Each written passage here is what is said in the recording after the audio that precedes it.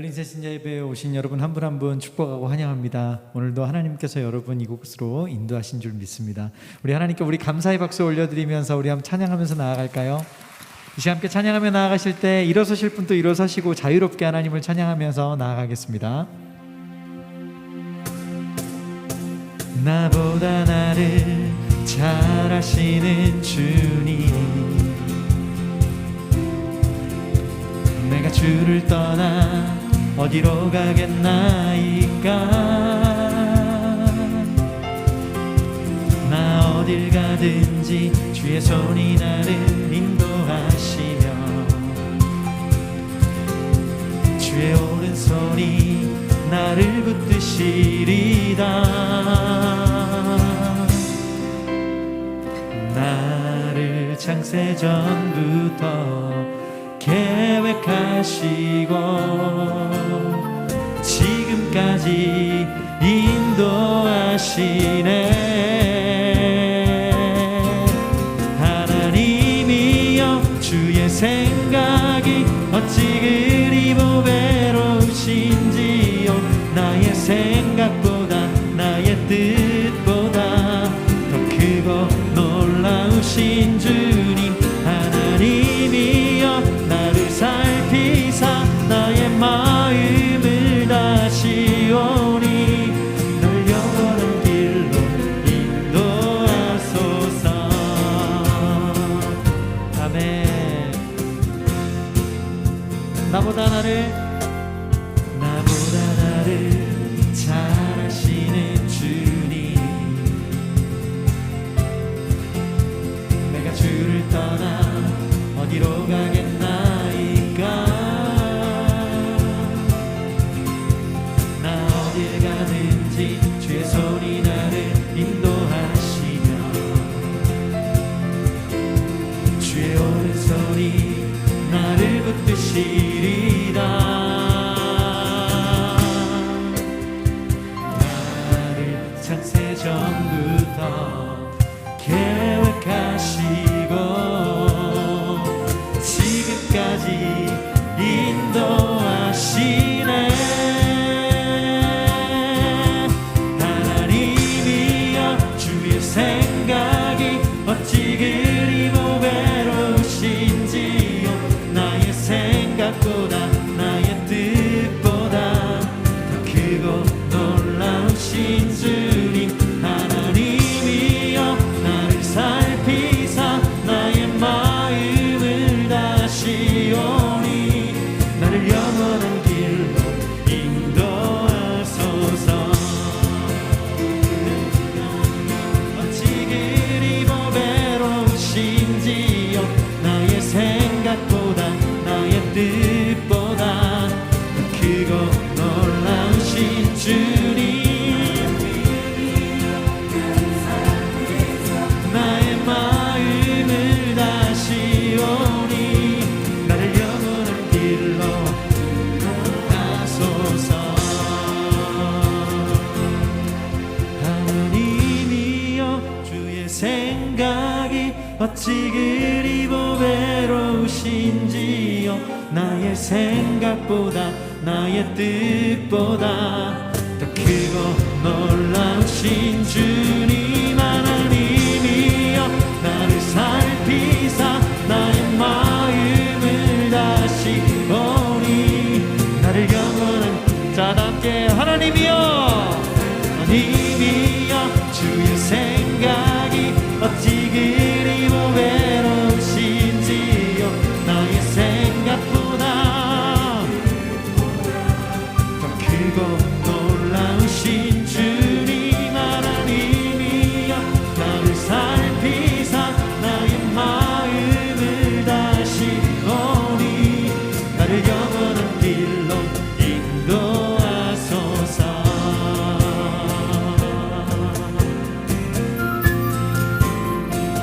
우리의 마음과 생각을 하시는 주님, 우리를 인도하시는 하나님께 우리 감사의 박수 올려드리십시다. 아멘.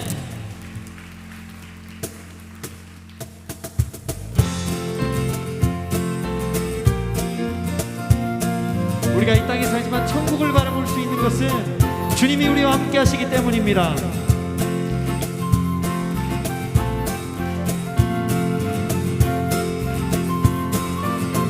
죄 많은 이 세상은 내 집안이네. 내 모든 보안은 저 하늘에 있네. 저 창문을 열고 나를 부르네. 나는 이 세상에 자, 우리 한 번 더 고백합니다. 죄 많은 이 세상은 내 집안이네. 내 모든 보안은 저 하늘에 있네. 저 천국 문을 열고 나를 부르네. 나는 이 세상에 잠들 수 오 주님 같은 친구 없도다. 저 천국 없으면 난 어떻게 알아. 저 천국 문을 열고 나를 부르네. 나는 이 세상에 잠들 수 없도다.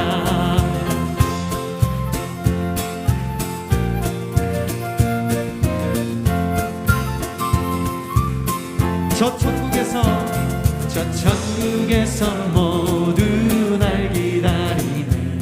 내 주 예수 피로 나 씻음 받았네. 나 비록 약하나 주 날 지키시니. 나는 이 세상에 자, 한 번 더. 저 천국에서 모두 날 기다리네. 내 주 예수 피로 죄 씻음 받았네. 나 비록 약하나 주 날 지키니. 나는 이 세상에 잠들 수 없도다. 오 주님 같은 친구 없도다. 저 천국 없으면 나 어떻게 알아. 저 천국 문을 열고 나를 부르네. 나는 이 세상에 잠들 수 없도다.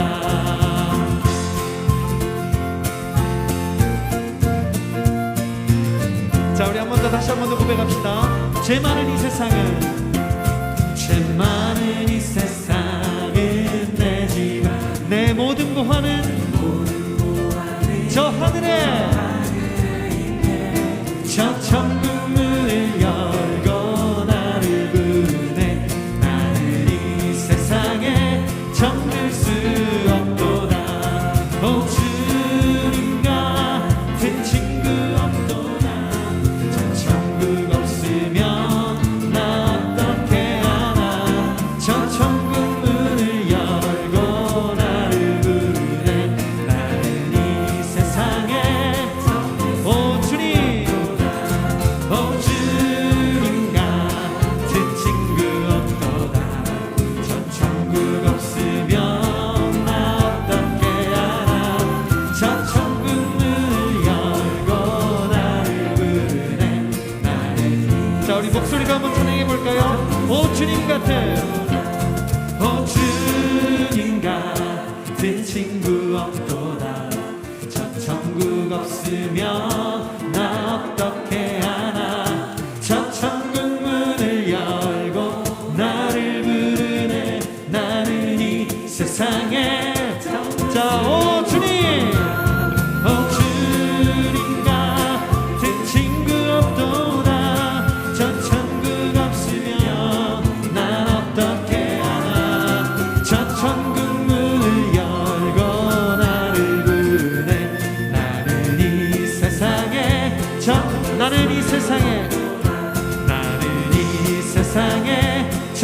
수 없도다. 나는 이 세상에 잠들 수 없도다. 아멘. 우리 감사의 박수 올려드립니다. 아멘. 자리에 앉으셔도 좋겠습니다.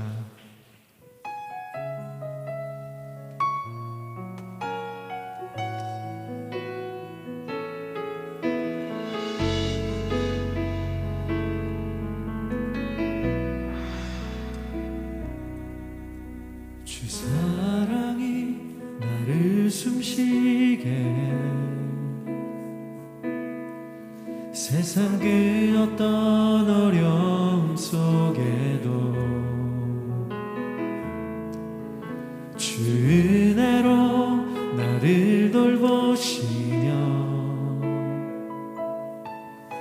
세상 끝날까지 지켜주시네.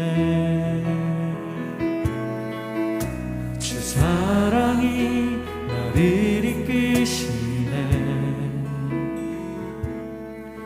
내가 갈 수 없는 그곳으로 주의 사랑 나를 붙드시며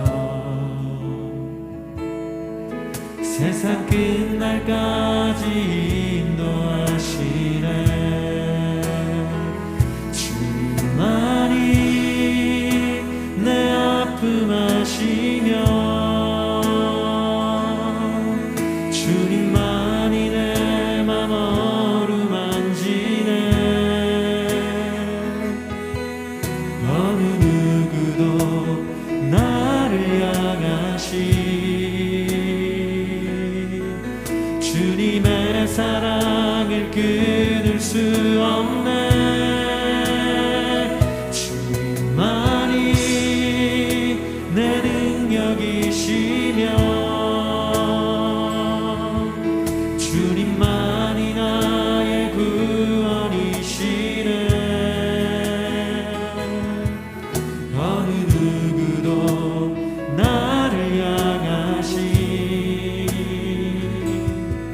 주님의 사랑을 끊을 수 없네.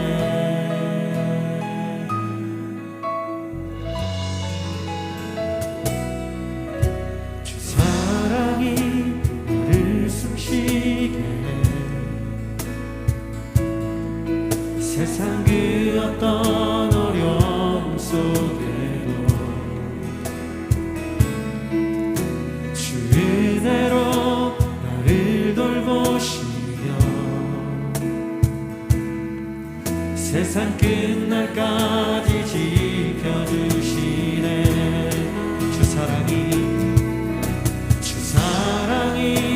나를 이끄시네. 내가 갈 수 없는 그곳으로 주의 사랑 나를 붙드시며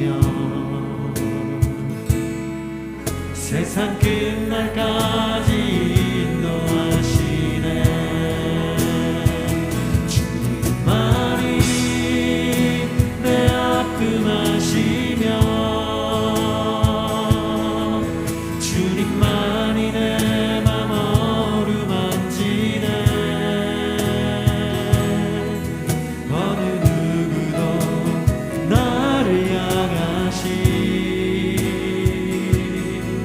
주님의 사랑을 끊을 수 없네. 주님만이 내 능력이시며 주님만이 나의 구원이시네. 어느 누구도 나를 향하시 주님의 사랑을 끊을 수 없네. 주는 내 맘을 고치시고 볼 수 없는 상처 만지시네. 나를 아시고 나를 이해하시네. 내 영혼 새롭게 세우. 우리 목소리 높여 찬양합니다.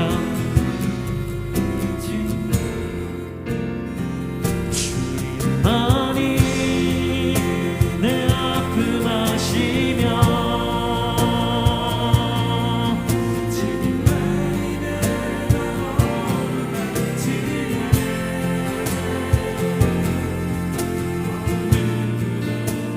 나를 향하시 주님의 사랑을 끊을 수 없네. 주님만이 내 능력이시며 주님만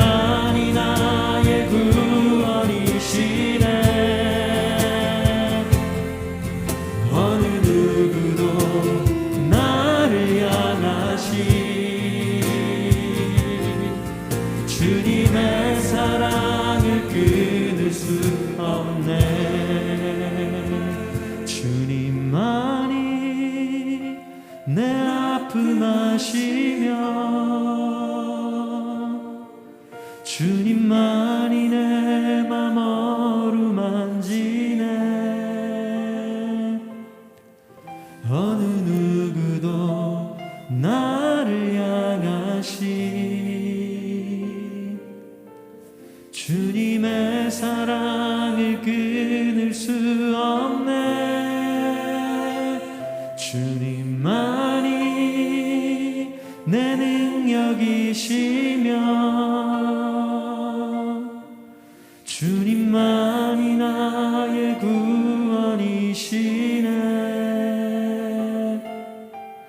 어느 누구도 나를 향하신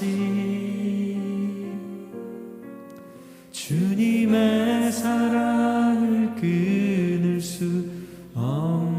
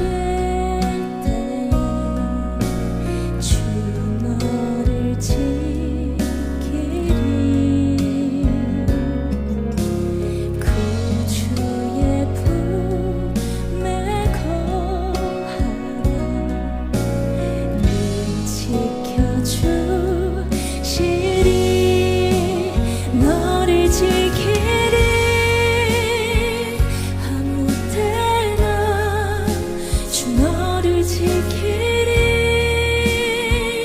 어디서나 연약한 내 영혼 주님께서 품으시리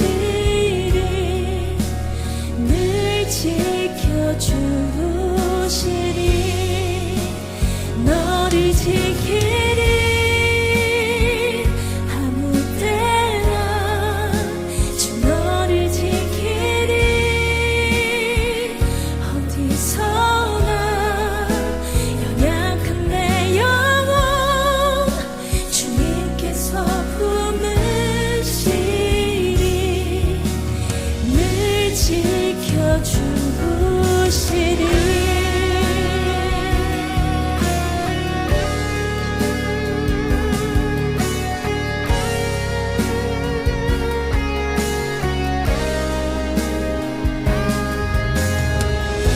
지치고 고나여도 넘어지지만 내 아버지 그 사랑이 지키리라 너를 지키리 아무 때나 주 너를 지키리 어디서나 연약한 내 영혼 주님께서 품으시리 늘 지켜주시리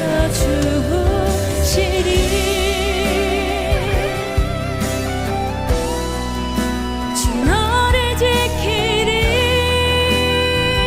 어디서나 연약한 내 영혼 주님께서 품으시리 늘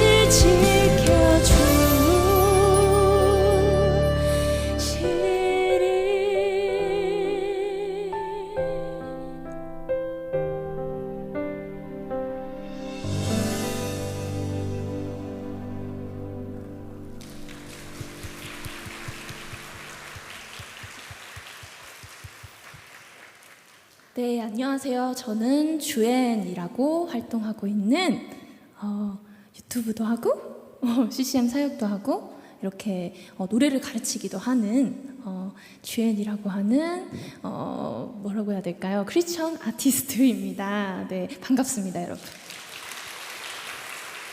네, 오늘 이 자리에는 새신자 분들이라고 제가 들었는데요.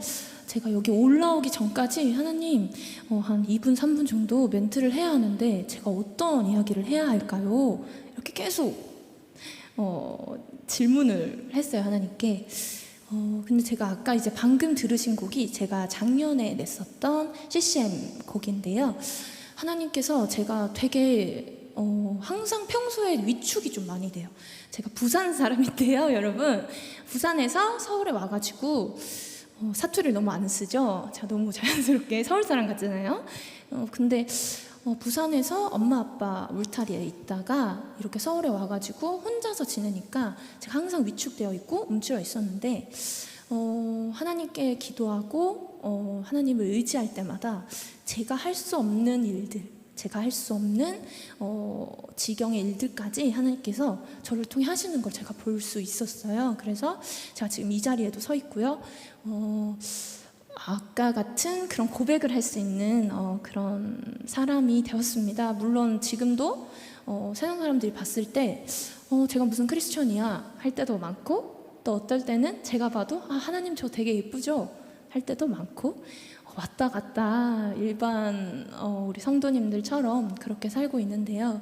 최근에 제가 몇 가지 일이 있었어요. 요즘 서울에 집값이 날리고 코로나 때문에 뭐 주식, 비트코인, 부동산 많은 것들이 조금, 우리 시기가 사실 코로나도 힘든데 많이 위축되고 힘든 시기잖아요.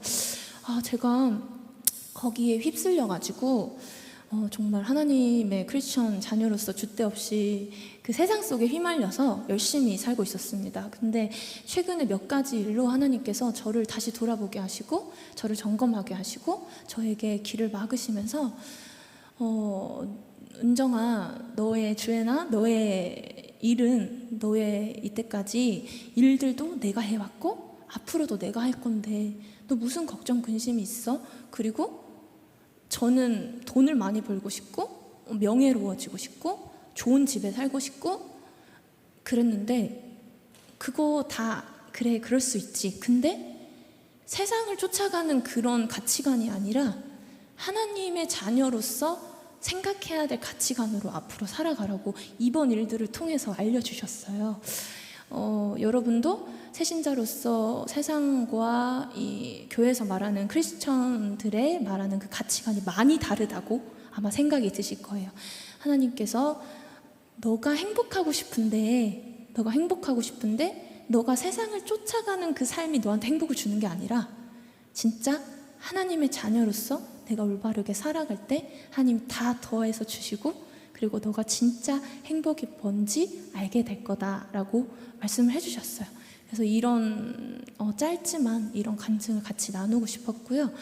이어지는 곡은요. 제가 예전에도 제가 유튜브로 올렸었는데 그때는 가사 좋지 이러면서 올렸는데 지금은 더더욱 제 삶으로서 맞아 이게 행복이지, 맞아 우리 크리스천들이 이렇게 살아야 되지, 이런 가치관과 생각으로 살아야 되지 라는 그런 생각을 다시 하게끔 하는 가사입니다.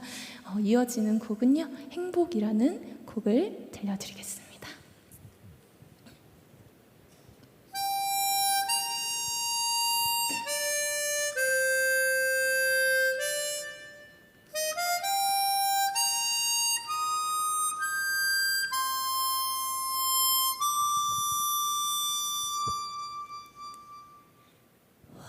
화려하지 않아도 정결하게 사는 삶, 가진 것이 적어도 감사하며 사는 삶, 내게 주신 작은 힘 나눠주며 사는 삶, 이것이 나의 삶의 행복이라오.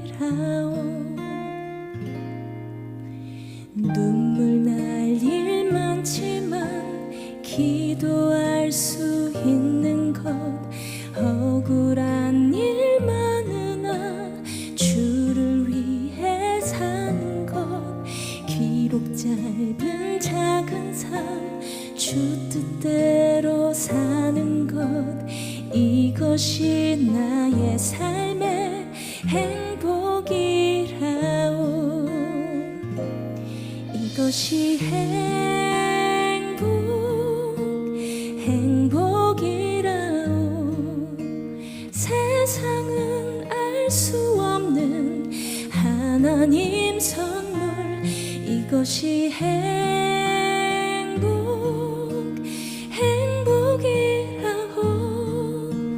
하나님의 자녀로 살아가는 것, 이것이 행복이라오.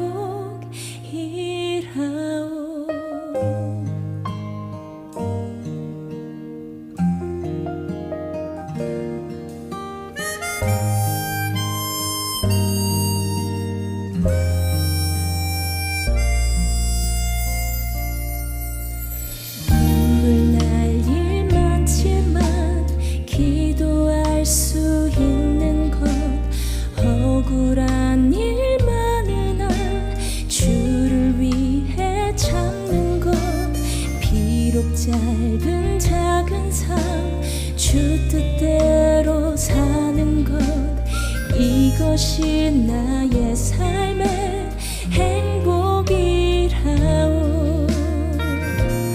이것이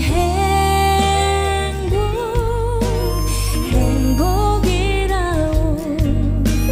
세상은 알 수 없는 하나님 선물, 이것이 행복이라오. 하나님의 자녀로 살아가는 것, 이것이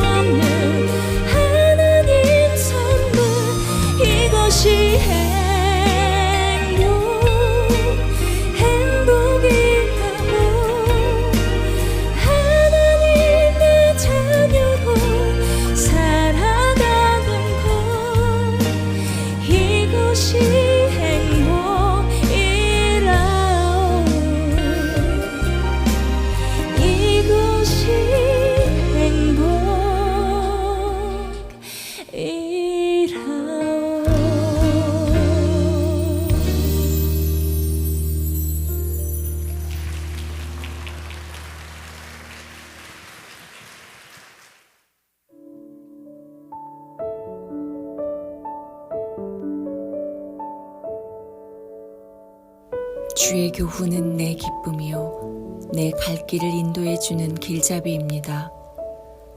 내 영혼이 진흙 바닥에 나뒹굴고 있으니 말씀하셨던 것처럼 나를 되살리소서. 내가 내 길을 자세히 설명했더니 주께서 들어주셨습니다. 주의 율례를 내게 가르치소서. 주의 교훈의 길을 내가 깨닫게 하소서. 그러면 내가 주의 놀라운 일을 말하겠습니다. 내 영혼이 무거워 녹아내립니다. 주의 약속대로 내게 힘을 돋워주소서.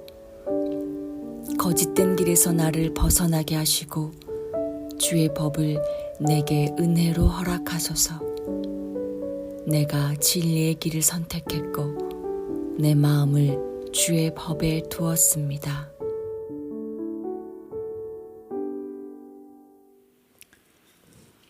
네, 안녕하세요. 잘 오셨습니다. 오늘은 거리에 관한 이야기로 좀 이야기를 시작해 볼까 합니다. 거리. 요즘에 사회적 거리두기, 이 말로 거리라는 말에 어떻게 보면 좀 이렇게 알러지 반응이 생기는 것 같아요. 근데 거리, distance. 그래서 우리가 사회적 거리두기는 social distancing이라고 하죠. distance라는 거는 좀 떨어져 있다는 그 접두사와 이제 위치라는 스탠스를 합쳐서 만든 말입니다. 그래서 어떤 위치와 위치 사이의 간격을 말하는 거죠. 근데 이 거리가 사실 굉장히 신비로운 겁니다. 이 거리 안에 어떤 의미가 있고요. 적절한 거리라는 것이 주는 어떤 그 임팩트가 있습니다. 여러분, 이 지구에서 태양까지의 거리가 어느 정도 되는지 아세요? 1억 5천만 킬로미터라고 합니다. 뭐 상상이 안 되시죠? KTX 타고 가면 60년 걸린대요. 그래서 20대 커플이 야 우리 태양 한번 갔다 올까? 그리고 출발하면 도착 전에 은퇴해야 됩니다. 엄청 긴 거리죠.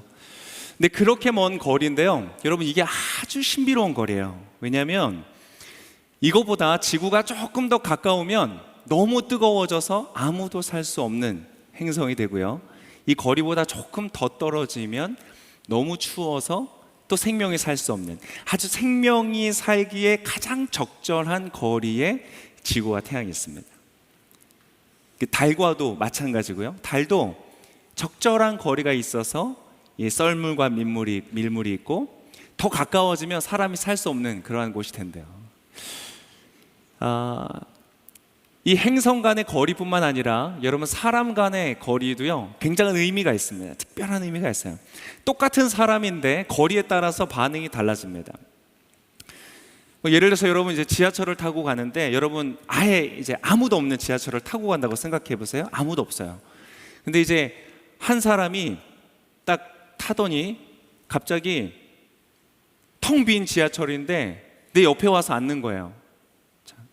이제 곰이 있으니까 곰 친구가 이렇게 앉아 있는데 이렇게 낯선 사람이 와가지고 옆에 이렇게 앉는 거예요. 마주. 여러분 어떠세요? 아무도 없는데 낯선 사람이 와서 내 바로 옆에 앉아. 그러면 갑자기 굉장히 불편해지기 시작하는 거예요. 거리가 있대요. 여러분 이렇게 공연이나 공개적인 강연의 자리, 우리 같으면 이런 설교를 듣는 자리는 적정 거리가 7.6m라고 합니다. 7.6m. 근데 제가 갑자기 막 일어나서 이렇게 내려가서 여러분 바로 코앞에서 막 설교를 하기 시작하면 여러분 어떠시겠어요? 갑자기 불편해지시는 거예요. 그죠? 이 거리가 있대요. 그래서 제가 내려가진 않겠습니다. 불편하시지 않게 제가 내려가진 않겠습니다. 여러분 이렇게 사람 간에 거리가 있대요. 낯선 사람은 3.6m, 그거보다 더 가까워지면요, 이 에드워드 홀이라는 사람이 이 문화인류학자인데 그런 연구를 한 거예요. 3.6m 안으로 들어오면 갑자기 이 스트레스 호르몬이 막 분비가 되고요, 아드레날린이 막 방출되면서 굉장히 불편해진다는 거예요. 이 사람마다 마치 비누방울이 우리 주변에 둘러있는 것 같아서 그 비누방울을 침범해서 들어오면 굉장한 스트레스를 받게 된다는 거예요. 그러면 어떤 이제 이런 구역들이 있는데 그 중에서도 이제 가장 가까운 구역이 있겠죠. 가까운 사람들, 사랑하는 사람, 아주 친한 사람들의 간격은 어느 정도인지 아세요? 45cm래요. 그러니까 여러분, 내가 저 사람이랑 친한가 안 친한가 확인해 보려면 45cm 앞으로 가시면 돼요. 딱 갔는데 왜 이래? 이러면 안 친한 거예요. 집에 가셔서 오늘 남편에게 해보시길 바랍니다. 친한지 안 친한지. 이 사람마다 적절한 거리가 있다. 그래서 여러분, 재밌는 것은 우리가 누군가를 사랑할 때, 누군가를 배려할 때 거리로서 사랑을 하고 거리로서 배려할 수 있어요. 누군가가 혼자 있고 싶어 할 때 여러분, 그 사람에게 거리를 두세요. 혼자 있을 수 있도록 배려를 해주는, 그게 사랑이에요. 때때로는 위로가 필요할 때 있죠. 그때는 가까이 다가서는 거예요. 성큼 다가서서 그 사람의 표정이 보이고 그 사람의 숨소리가 느껴지는 곳으로 가서 그 사람과 함께 있어주는 거예요. 그렇게 우리는 사랑해 줄 수 있고 배려해 줄 수 있습니다. 여러분, 여기에서 한번 질문을 해볼까요? 하나님은 어떠실까요?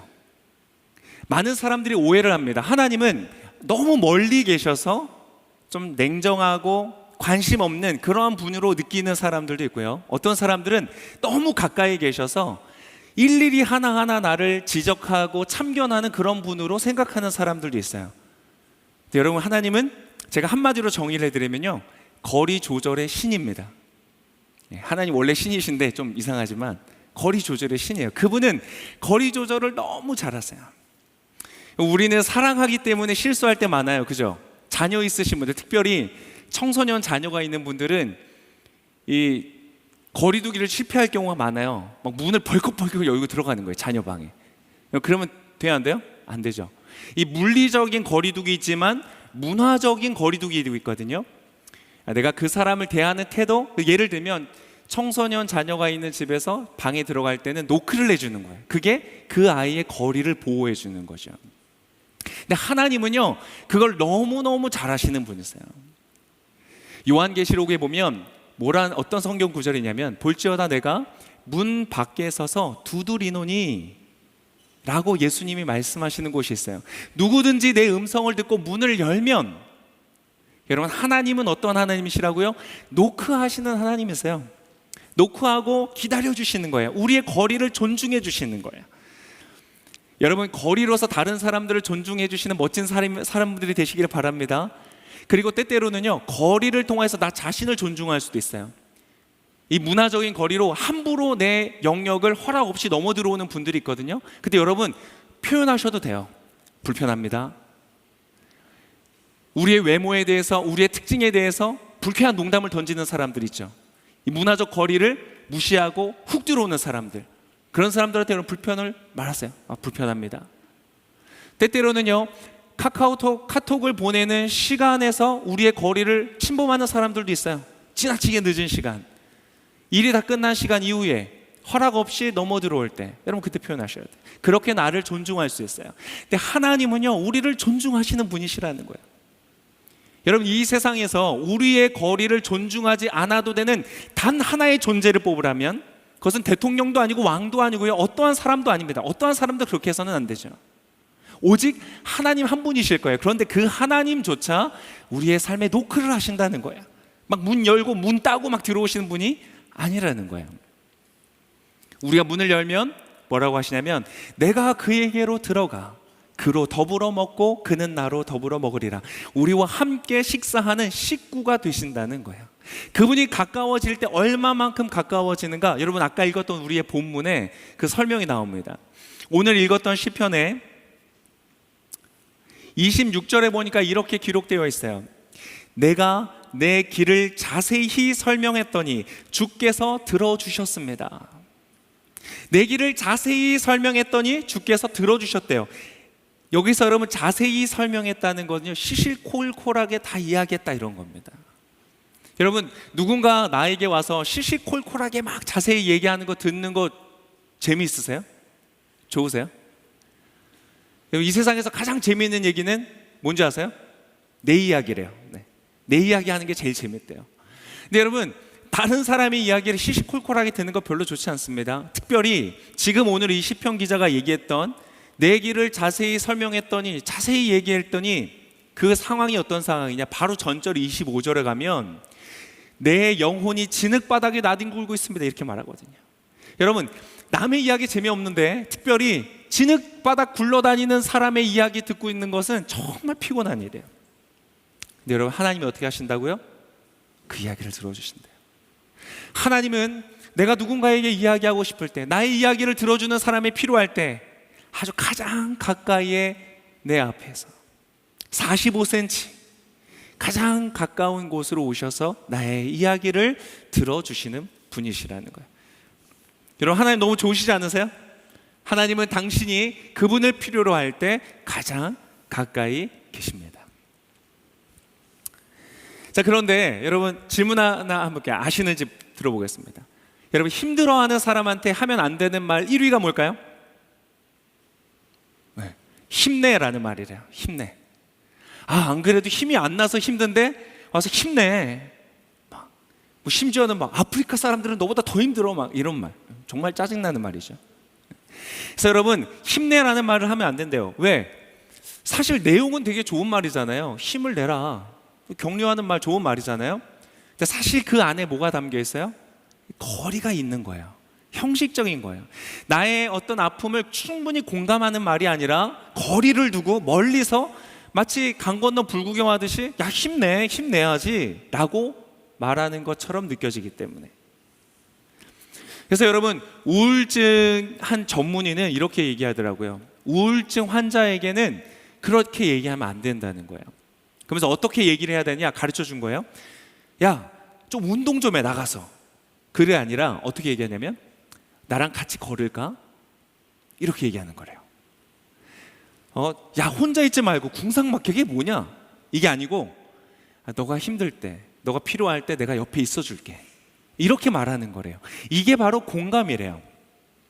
여러분, 하나님은요, 예수님은요, 우리를 공감하시는 분이세요. 그냥 이야기를 들어주는 것이 아니라 정말 그것에 가까이 공감하시는 분이래요. 그래서 히브리서에 이러한 말이 있어요. 히브리서 4장 15절에 이러한 구절이 있습니다. 히브리서 4장 15절. 이는 우리에게 계신 대제사장은, 이것은 예수님을 말합니다. 우리에게 계신 대제사장은 우리의 연약함을 동정하지 못하시는 분이 아니며, 이 동정이란 말이 조금 번역이 좀 뉘앙스가 있지만 여러분, 공감하시는 분이라는 거예요. 공감하시는 분이시며 또한 모든 면에서 우리와 동일하게 시험을 당하셨으나 죄가 없으신 분이십니다 라고 말하고 있어요. 우리와 가까이 공감하신다는 거예요. 그래서 여러분, 때때로 우리가 진흙구덩을 나뒹굴 때, 아무도 나의 이야기를 할 수 없을 때, 그럴 때 하나님이 내 얘기 들어주실까? 너무 불편하지 않으실까? 막 이런 얘기하면 하나님 좀 싫어하지 않으실까? 이렇게 생각할 수 있어요. 근데 여러분, 하나님은 그렇지 않으세요. 전혀 불편하지 않으세요. 그것을 보여주는 곳이 뭐냐면 바로 크리스마스예요. 메리 크리스마스. 왜 크리스마스예요? 여러분, 하나님께서 하늘에 있는 그 모든 영광을 버리시고요, 온갖 진흙투성이와 같은 이 세상에 그분이 오셨다는 거예요. 그 한복판에 인간의 오만함과 교만함과 교활함과 악함이 가득한 그 인류의 한복판에, 그 법정에 예수님이 서셨다는 거예요. 십자가를 지셨다는 거예요. 그러면서 어떻게 하셨어요? 그들을 위해서 자신에게 침을 뱉고 채찍을 때리고 예수님을 십자가에 못 박는 사람들을 위해서 예수님 기도하셨대요. 하나님, 저들을 용서해 주세요. 자신들이 무슨 일을 하는지 알지 못합니다. 여러분, 그들의 그 무지를, 그 자신을 공격하는 십자가 앞에서도 공감하실 수 있고 이해하실 수 있고 그들을 위해서 기도하실 수 있는 분이래요. 여러분, 여러분의 진흙투성이와 같은 인생의 여정 속에 하나님께 아뢰는 것을, 하나님께 말씀드리는 것을 여러분 부끄러워하지 마시고 주님 앞에 나아가서 그분께 말씀하시는 여러분 되시기를 바랍니다. 예수님은요, 불편해하지 않으시고 그 이야기를 기꺼이 들어주시고 공감하시고 우리와 함께 하시는 분이시라는 겁니다. 여러분, 너무 좋지 않으세요? 그분은 그렇게 우리를 배려하세요. 우리의 거리를 존중해 주시고 우리가 필요할 때 가장 가까이 와주세요. 여러분, 이런 것만으로도 우리가 때때로 얼마나 힘이 납니까? 그래서 맞아요, 하나님 나와 함께 하세요, 힘이 나서 나가는 거예요. 근데 여러분, 그러한 분들에게도 한 가지 말씀을 드리겠습니다. 우리가 주의 깊게 봐야 될 게 있어요. 오늘 본문을 보니까요, 여러분, 인생에요, 고난과 고난 사이에도 거리가 있어요. 고난과 고난 사이의 거리가 어느 정도 되는지 한번 볼까요? 오늘 말씀에 자 25절에 보니까 이렇게 되어 있죠. 내 영혼이 진흙 바닥에 나뒹굴고 있으니 라고 말했어요. 진흙에 뒹굴고 있어요. 너무 괴로워요.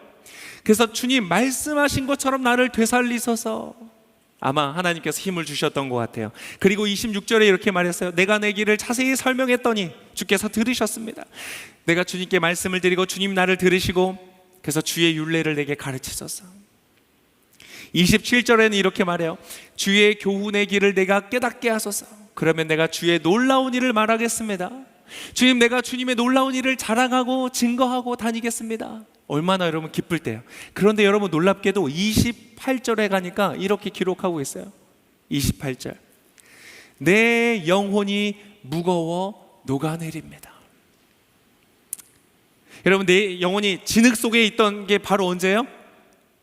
바로 2절 전이에요. 2절 전에 그랬다가 주님 나를 힘주시고 나를 되살리시고 그래서 자랑하겠습니다, 힘내겠습니다. 그러다가 바로 얼마 만에? 2절 만에 내 영혼이 무거워 녹아내립니다. 여러분, 우리 인생은요 고난과 고난의 거리가 굉장히 짧습니다. 여러분, 그것이 인생이에요. 고통은 수시로 옵니다. 아, 이것만 지나면 괜찮겠지, 이것만 지나면 괜찮겠지, 이번 일만 해결되면 괜찮겠지 라고 생각하지만 여러분, 그거는 약간 나이브한 생각이에요. 그렇지 않아요. 이 일이 끝나고 조금 지나면 또 다른 일이 와요. 좌절과 좌절, 고통과 고통, 고난과 고난 사이의 거리는 인생이 너무 참 짧아요. 그래서 여러분 이상하게 생각하지 마십시오. 내 인생 왜 이럴까? 아니요, 다 그래요. 나만 그런 거 아닌 것 같은데 다른 사람은 어떻지? 라고 체크하면서 여러분 인스타그램 보지 마세요. 인스타로 파악할 수 없어요. 여러분 스틸컷 사진으로는요 그 사람의 스토리를 파악할 수가 없어요. 밝고 기쁘고 행복하고 영광스러운 순간 뒤에 깊게 깔려져 있는 눈물과 슬픔과 고난의 시절들을 우리는 다 알 수 없어요. 근데 여러분 인생은요 고난과 고난의 거리가 짧습니다. 그래서 여러분 중요한 것이 있어요. 그래서 여러분 힘을 내고 용기를 내고 내 삶으로 나아가기 전에 여러분 제가 오늘 하나님께서 저에게 보여주신 것을 여러분과 나누기를 원합니다. 여러분 듣고 싶으세요?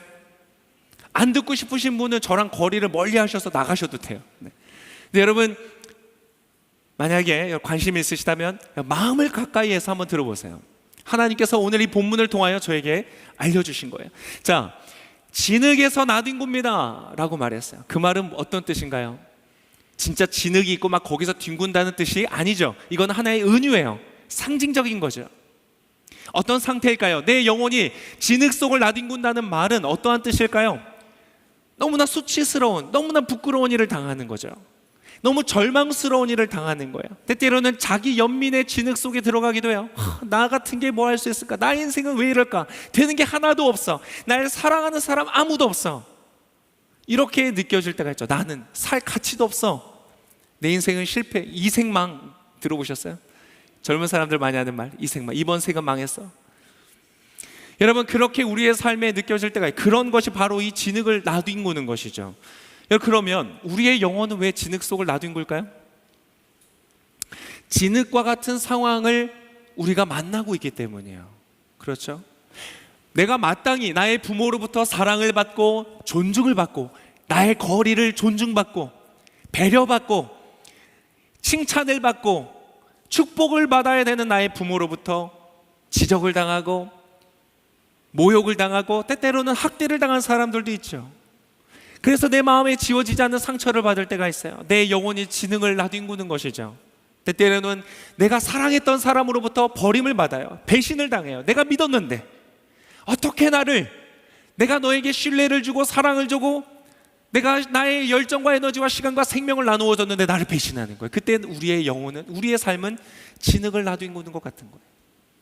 때때로 어떤 사람은 아주 공들여서 노력하고 수고하고 목표로 달려갔던 길인데 그것이 시험이든 취업이든 어떠한 형태든 최선을 다해서 공들여서 수고하였는데 그것이 실패로 돌아갈 때 우리의 삶은 마치 진흙을 나뒹구는 것과 마찬가지. 우리의 삶에서는 그러한 일들을 만나는 거예요. 예측하지 못했던 사건들을 만나는 것이죠. 근데 여러분 지금 이 시편 기자는 바로 그러한 상황들을 만나면서 하나님 내 영혼이 진흙을 나둔 겁니다 라고 말하고 있어요. 근데 여러분 여기에서 중요한 것이 있어요. 잘 보세요. 내가 경험하는 나의 삶의 경험과 그리고 내가 그것을 느끼고 그것을 고백하는 나의 영혼과 그 사이에도요 여러분 거리가 있어요. 내가 지금 경험하는 이 일들을요 내가 이해하고 해석하고 나에게 받아들이는 나의 영혼에까지 오는 데까지여도 여러분 놀랍게도요 거리가 있어요. 여러분 누군가가 나를 미워한다고 해서 나는 미움받는 존재가 되는 것이 아니라는 거예요. 거리가 있어요. 곧 나를 미워한다고 해서 내가 미움받기에 합당한 존재가 아니에요. 여러분 사람이 여러분 경험해 보셨잖아요. 누군가가 누군가를 미워하는 데는요 수십만 가지의 일이 있어요. 이유가 있어요.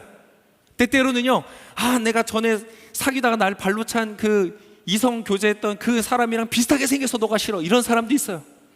나랑 무슨 상관인데, 아무 상관없는데도 나를 미워하는 사람이 있어요.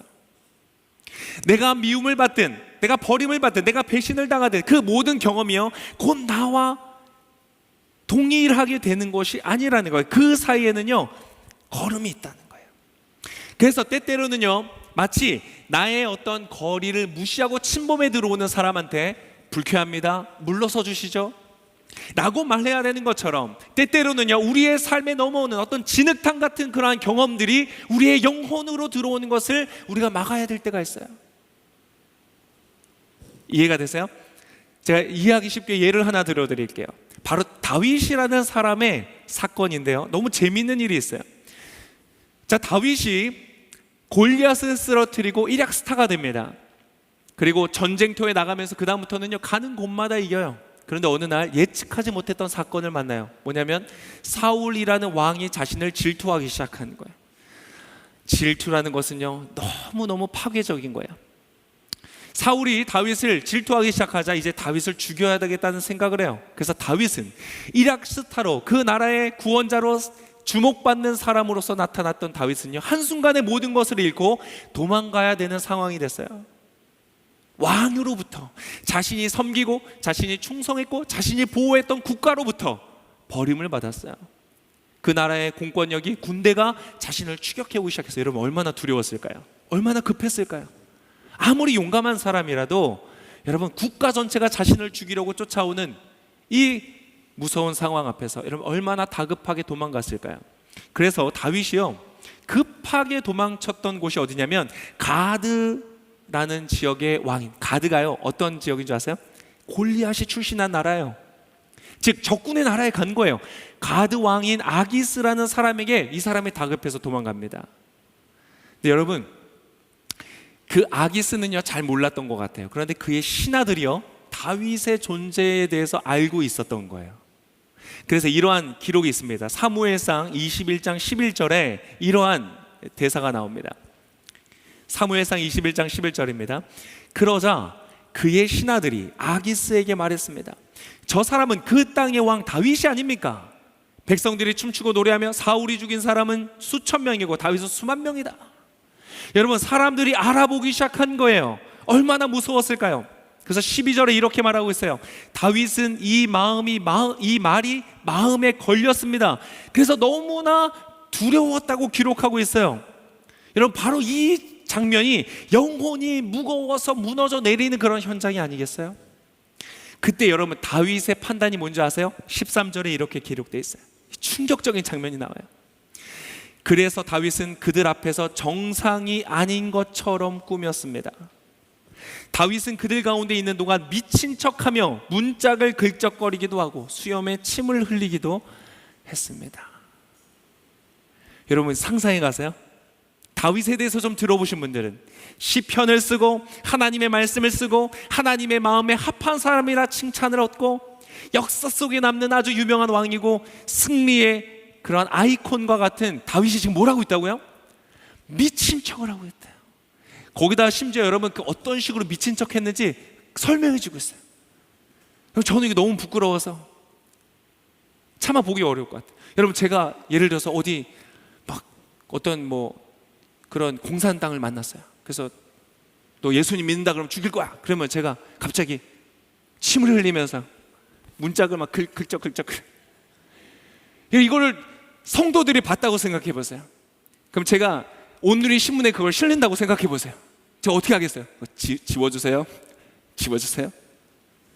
여러분, 이것은 굉장히 수치스러운 사건이에요. 너무 부끄러운 일이에요. 여러분, 바로 이 자리가 어떤 자리예요? 내 영혼이 진흙바닥 같은 곳을 나뒹굴고 있는 그런 현장이에요. 내가 충성했어요. 열심히 했어요. 하나님의 말씀대로 믿음대로 살았어요. 그런데 왕으로부터 죽음의 위협을 받아요. 도망가야 돼요. 가족도 버리고, 내가 사랑했던, 내가 일구었던 모든 나의 삶의 현장을 다 털어버리고 도망가야 하는 그런 전과자 같은 사람이 됐어요. 그의 미래는 이제 완전히 불투명하게 되었어요. 그럼 하나님 좀 도와주셔야 되잖아요. 그리고 도망갔는데 거기는 여러분 알고 보니까 호랑이 소굴이었던 거예요. 그가 할 수 있었던 일이라고는 당당하게 싸우고 도망 나오는 것이 아니라 그에서 미친 척을 하면서 자신의 목숨을 구걸해야 되는 그러한 상황이었어요. 영원히 진흙 속에 나뒹구는 사건이지 않았겠어요? 근데 여러분, 놀라운 일이 있어요. 이때요, 다윗이 시를 씁니다.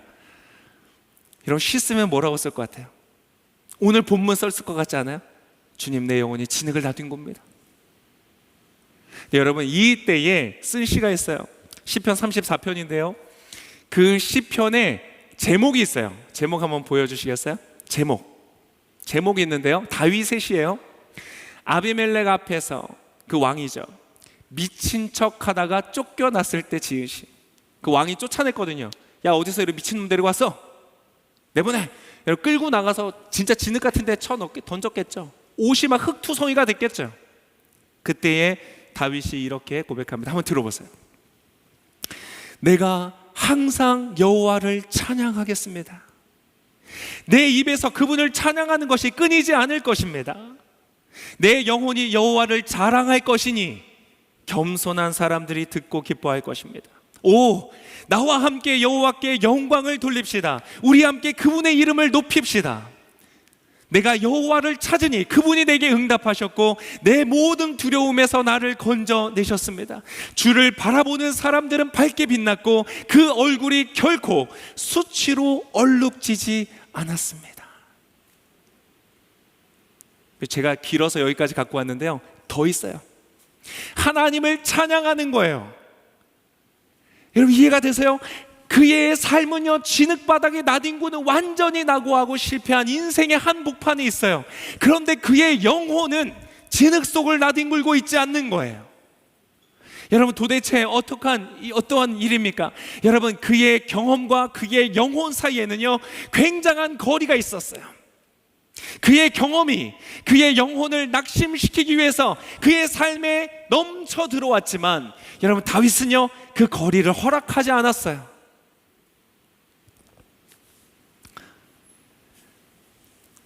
여러분, 인생은 고난과 고난이 가깝습니다. 우리의 삶은요, 살아있는 동안 그 고난은 끊임없이 우리 가운데 올 것입니다.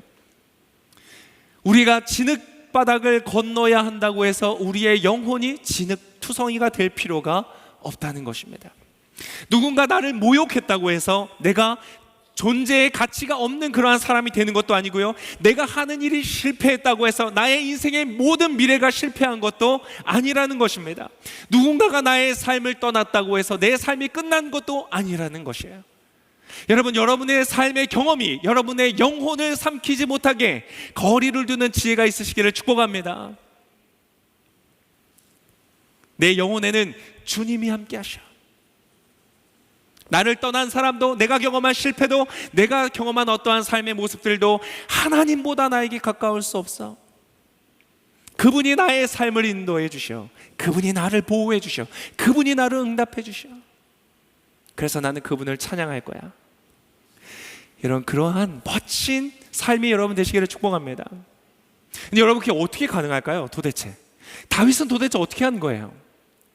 여러분, 그 힌트가 바로 오늘 이 시편에 나옵니다.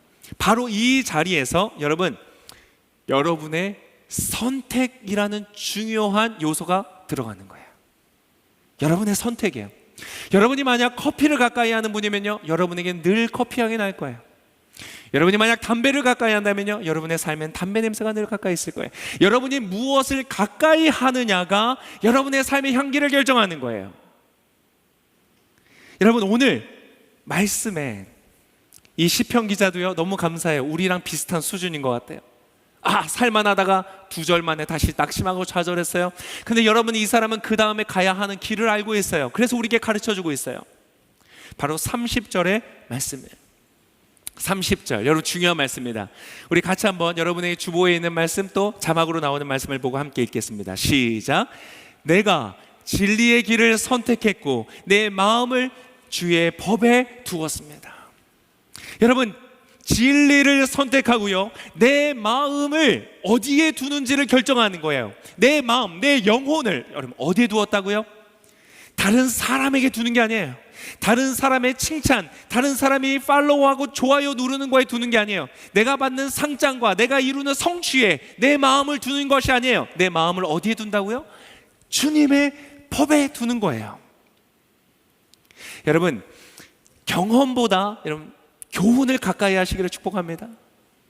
여러분, 메모하기 좋아하시는 분들은 써놓으세요. 경험보다 교훈을 가까이 하세요. 여러분의 영혼에 경험보다 교훈을 가까이 하세요. 그분의 가르침, 그분의 법, 그분의 약속에 내 마음을 두는 거예요. 여러분, 어느 정도로 가까이 두는 거예요? 24절에 힌트가 나오는데요, 24절 이렇게 되어 있습니다. 주의 교훈은 내 기쁨이요 내 갈 길을 인도해 주는 길잡이입니다. 다시 한번 읽어드릴게요. 주의 교훈은 내 기쁨이요 내 갈 길을 인도해 주는 길잡이입니다. 여러분, 이게 얼마나 가까운지 아시겠어요? 주의 교훈이요 나의 기쁨이래요. 여러분, 심리적인 거리가 보이세요? 굉장히 가까운 거예요. 무언가를 나의 기쁨으로 삼는다는 것은요, 굉장히 가까운 거리에 두었다는 거예요. 여러분, 하나님의 말씀을 여러분의 기쁨으로 두시기를 바랍니다. 여러분, 예배하고 성경을 읽고 기도하고 하나님을 만나는 것을 여러분 기쁨으로 두시기를 바랍니다. 컴퓨터 게임하는 것보다 기쁨으로 두시길 바랍니다.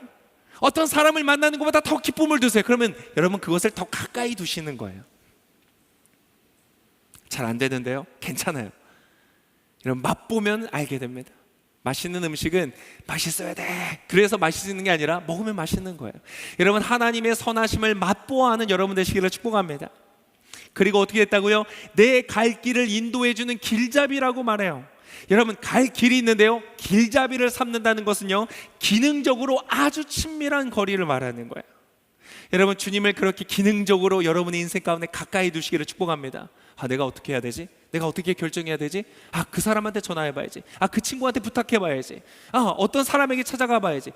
그 어떠한 사람이 심지어 목사님보다, 순장님보다 여러분 하나님이 되시기를 축복합니다. 내 인생의 길잡이를 하나님 삼는 거예요. 여러분, 그렇게 가까이 할 때에 여러분 때때로 우리의 인생이, 우리의 영혼이 진흙바닥을 나뒹굴 때에도 저는 어떨 것 같으세요? 많은 분들이 오해하세요. 막 이렇게 무대에서 이렇게 갇혀놓고, 여러분 이건 저의 인생의 스틸컷이에요. 괜찮아 보이는 모습으로 막 설교하니까 목사님들은 다 잘 사는 줄 알아. 똑같습니다. 저도요, 제 영혼이 진흙 속을 나뒹굴 때가 너무나 많아요. 자기 연민에 빠지고, 우울감에 빠지고, 한탄에 빠지고, 다른 사람을 비방하는 것도 여러분 진흙 구덩이입니다.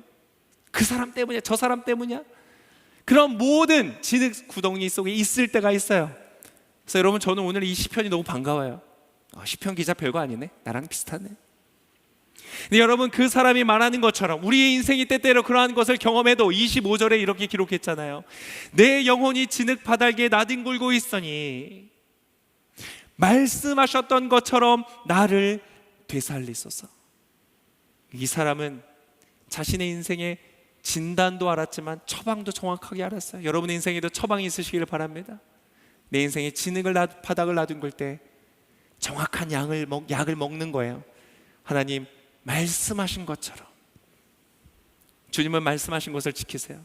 나를 되살리소서. 그때 주님이 나를 되살리시는 거예요. 28절에도 그러한 고백이에요. 내 영혼이 무거워 녹아내립니다. 그러나 거기서 끝이 아니에요. 주의 약속대로 내게 힘을 돋워 주소서. 그때에 우리의 삶에 오늘 다윗에게 보았던 것 같은 그러한 놀라운 역사가 일어나는 것입니다. 내일부터 시작되어지는 새로운 한 주간의 삶 속에 여러분 이러한 동일한 승리가 있으시기를 축복합니다.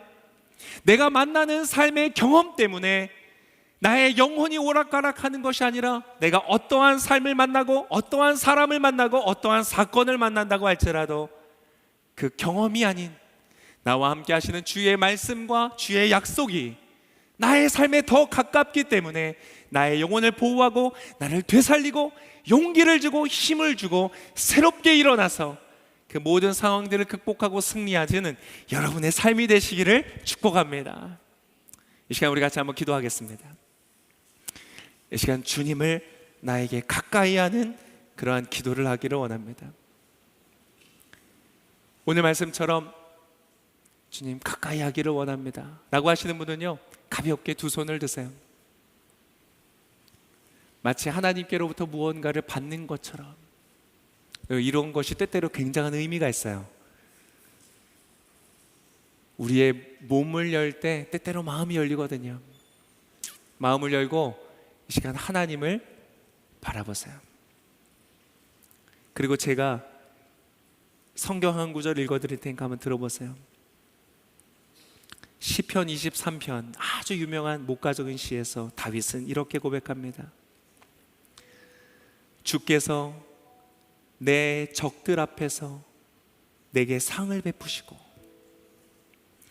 내 머리에 기름을 부으셨으니 내 잔이 넘칩니다. 적들이 사라졌기 때문에 노래하는 게 아니에요. 적들은 있어요. 사건은 있어요. 고난은 있어요. 그러나 그보다 더 가까이 나와 함께 계셔서 나에게 상을 베푸시고 내 머리에 기름을 부으시는, 축복해 주시는 하나님이 계시기 때문에 나의 잔이, 나의 영혼의 잔이 메마르고 건조하고 결핍되어 있는 것이 아니라 그것이 차고 넘치는 거예요. 여러분, 이 시간 주님이 여러분을 그렇게 축복하기를 원하세요. 이 시간 이 설교의 메시지로 여러분 그 마음의 문을 두드리고 계신 거예요. 이 자리에 계신 분들, 영상으로 함께 하시는 분들, 지금 계신 곳에서 두 손을 가볍게 드시고 그분을 향하여 마음을 여세요. 주님, 내가 주님을 가까이 하기를 원합니다. 나를 존중하시는 분, 나를 배려하시는 분, 나를 사랑하시는 분, 내가 필요로 할 때 가장 가까이에서 나의 신음소리까지도 들으시고 나의 미묘하게 떨리는 얼굴의 근육들도 다 이해하시고 나에게 있어야 할 것을 공급하시는 하나님, 나를 사랑한다고 말씀해 주시고 너는 참 나에게 소중한 존재란다, 너는 참 아름다운 존재란다, 나에게 말씀하여 주시는 참 좋으신 하나님, 내가 주님을 가까이 하기를 원합니다. 내 마음을 주의 법에, 주의 말씀에, 이 주님의 진리에, 나를 위해 기꺼이 어둠이 가득한 이 땅 가운데 내려오신 그 예수 그리스도께 내 마음을, 내 영혼을 두겠습니다. 오 하나님, 이 시간 주 앞에 기도하는 모든 사람들, 이 시간 주님 약속하신 대로 볼지어다 내가 문 밖에 서서 문을 두드리노니 누구든지 내 음성을 듣고 그 문을 열면 내가 그에게로 들어가 그와 함께 먹고 그는 나와 함께 먹고 내가 너와 함께 하리라 약속하셨으니 그 약속대로 이 시간 이루어 주시옵소서. 하나님, 이제 새롭게 한 주간을 살아갑니다. 풀리지 않는 숙제들이 있어요. 잘 극복되지 않는 문제들이 있어요. 내 영혼이 무거워 녹아내리는 것 같이 느껴지는 순간들이 있어요. 주님, 나를 도와주세요. 내게 힘을 주세요. 용기를 주세요. 다시 살아갈 힘을 주세요. 그렇게 구하는 모든 사람들마다 주님 약속하신 대로 힘과 용기와 능력과 생명력을 더하여 주시옵소서. 소망을 더하여 주시옵소서.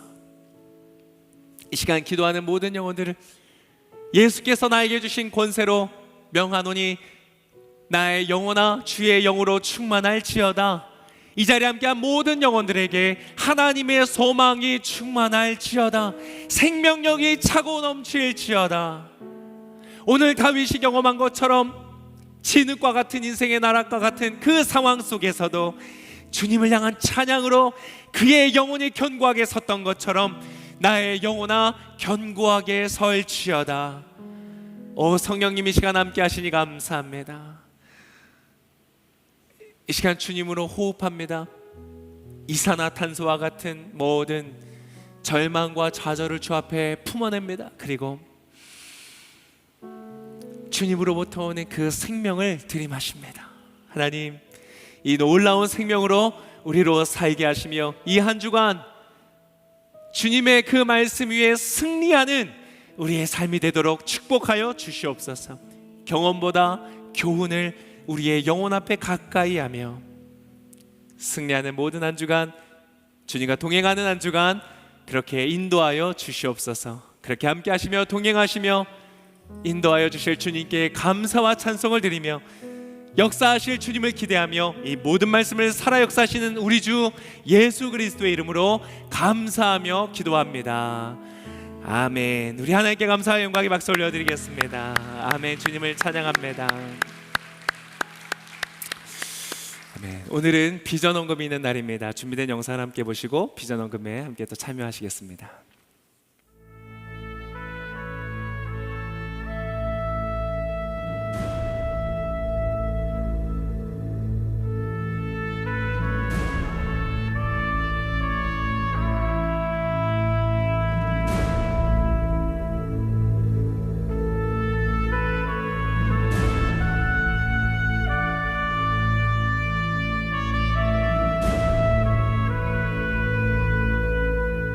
기독교 학교의 최초의 모습이라고 할 수가 있고요. 특별히 1887년 이후부터는 한 교회가 한 학교를 세우자 해서 수많은 기독교 학교들이 세워져서 당시에 항일운동과 또 구국운동 그리고 민족교육의 이제 본산이 되었습니다.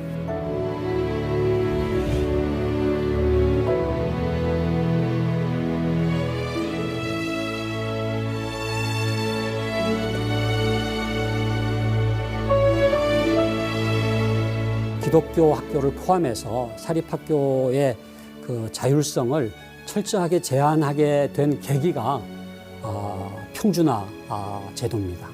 학생 인권조례라든지 또 최근에는 차별금지법이라든지 또 뭐 자사고 폐지라든지 계속해서 제도가 변하면서 법이 만들어지면서 예배는 공식적으로 이야기도 못하고 비공식적인 예배로 드리고 있고 성경 수업은 거의 사라지고 종교 수업으로 대체되고 있습니다.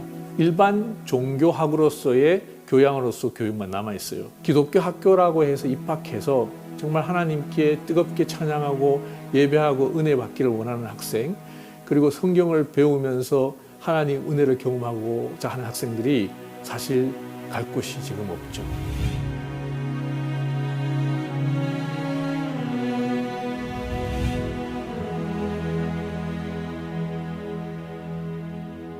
사실 기독교 학교는 기독교사거든요.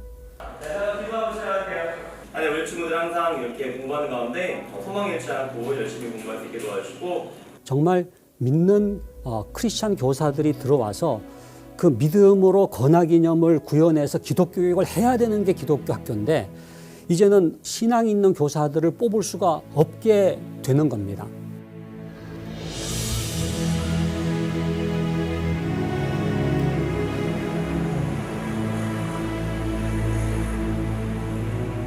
우리 사회 미래를 결정하는 건 교육입니다. 근데 문제는 교육은 오늘 당장 결과가 나타나진 않아요. 적어도 20년, 30년 후에 나타나는데 결과가 나타났을 땐 돌이키기에 이미 너무 늦은 경우가 많이 있어요. 그러니까 올바른 사람을 키워내야 되는데 학교 교육이 올바르게 진행되기 위해서는 뚜렷한 건학 철학이 필요한 거고 머리와 가슴을 동시에 채우는 인재를 키워야 되지 않겠나. 그래서 이건 우리 사회, 대한민국의 미래라고 생각합니다. 그래서 기독교 학교가 제대로 서는 게 너무 중요하죠. 기독교 학교는 기독교 학교다워야 되겠다. 그 건학 이념을 세워나갈 수 있도록 여러 가지 다각적인 노력을 하기 위해서 사학법인 미션 네트워크가 출범을 하게 되었죠. 135년의 기독교 사학 역사 이래 처음으로 기독교 사학 법인 연합체가 탄생하게 되었습니다. 이러한 사학법인 연합체의 필요성은 이 시대에 기독교 사학들이 건학 이념을 구현하기 어려운 시대에 이르렀기 때문입니다. 이제 사학법인 미션 네트워크라는 이름으로 기독교 사학법인들을 지원하고 자정위원회를 만들어서 서로를 경계해주고 또 올바른 운영을 할 수 있도록 도와주려고 합니다. 자율성을 다시 회복하기 위해서는 책임 있는 운영, 효과적인 교육, 소금과 빛으로 인정받는 모습이 있어야 할 것입니다. 사학법인 미션 네트워크가 이 사명을 감당하는 일에 기독교 학교들을 지원하고 돕는 귀한 밑거름이 되도록 하겠습니다. 이 일에 함께 성도들의 동참과 기도를 부탁드립니다.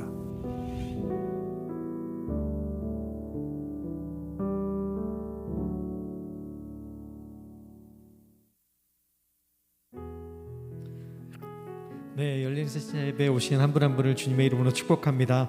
네, 이 시간에는 오늘 새로 오신 분들을 축복하고 싶은데요. 오늘 새로 오신 분들 계시다면 손을 들어서 표를 해주시겠습니까? 저 오늘 이 예배에 새로 왔습니다, 처음 왔습니다 하시는 분들 계신가요? 오늘 아무도 안 계신가요? 아, 네, 위에 많이 계시는군요. 네, 위에가 가장 명당이긴 합니다. 네, 용기를 내서 손을 들어주셨는데요. 한 번 더 용기를 내주셔서 자리에서 한번 일어나 주시면 저희가 마음을 다해 축복해 드리고 싶습니다. 네, 자리에서 일어나 주셨는데요. 우리 큰 박수 부탁드리고 손을 뻗으셔서 함께 축복하며 나아가겠습니다. 당신이 걸어온